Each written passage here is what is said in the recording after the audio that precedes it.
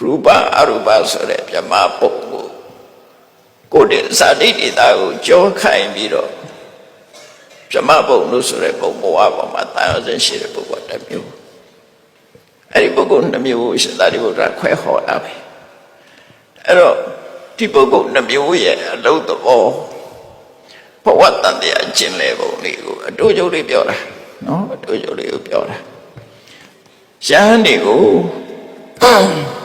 isada tayo sin shi de poku tomo kama poku po ma tayo sin shi de poku ato pahida sore apin loka ko tayo sin shi de poku ato tomo pyama poku tayo sin shi de poku ato lo alo no khwai lai ai do tayo sin so de neya ma di neya ma di kama poku ma tayo sin shi de poku so isada tayo sin taniya bin khoye oramba kiya tayo sin lo khoye kama poku ma tweta mu shi de poku ko tita po ma tweta mu shi de tayo sin so da nga myo shi de kama poku tweta de tayo sin nga myo shi de era le ko yin ma lai lo shin thabo pauk de no takhu ka takkaya daithi takkaya daithi soda takkaya soda khana nga ba ko pyo da shou vedana tinya thingkhara vinyana lo so de khana nga ba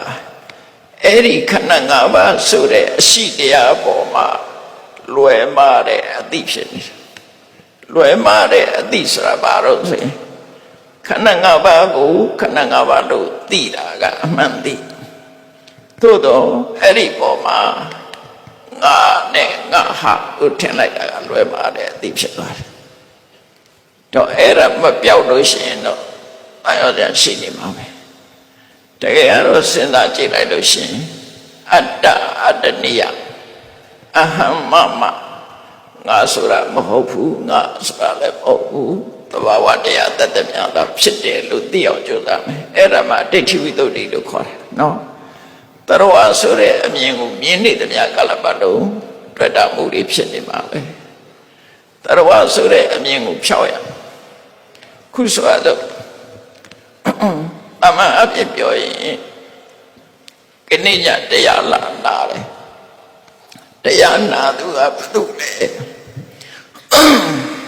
တရားလာတာဘုသူလဲလို့ဆိုလို့ရှိရင်တော့လူတွေကလူတွေပဲပြောကြမှာ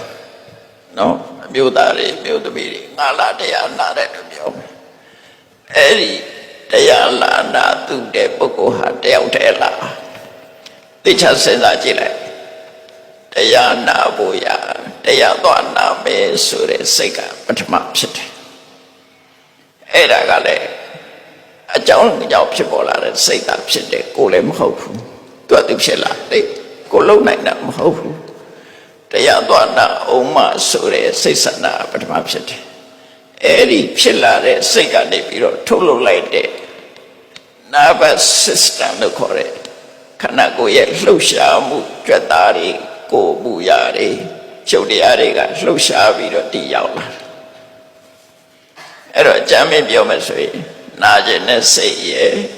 ထို့နာကျင်တဲ့စိတ်ကြောင့်မို့လို့ဖြစ်ပေါ်လာတဲ့သွားလာလှုပ်ရှားတဲ့ကာယဝိညာဉ်ဥဆောင်တဲ့ယုတ်တရားအဲ့ဒီနှစ်ခုနဲ့တည်ရောက်လာတာဖြစ်တယ်အဲ့တော့ဘသူကိုတတ္တဝါလို့ခေါ်မလဲနာကျင်တဲ့စိတ်ကိုခေါ်မှလားနာကျင်တဲ့စိတ်ကြောင့်ဖြစ်လာတာကိုခေါ်တာလားဘသူကခေါ်ကြမရှိဘူးသိကြစဉ်းစားကြည့်နာကျင်တဲ့စိတ်ကလည်းသူ့ဟာသူဖြစ်တာမဟုတ်ဘူး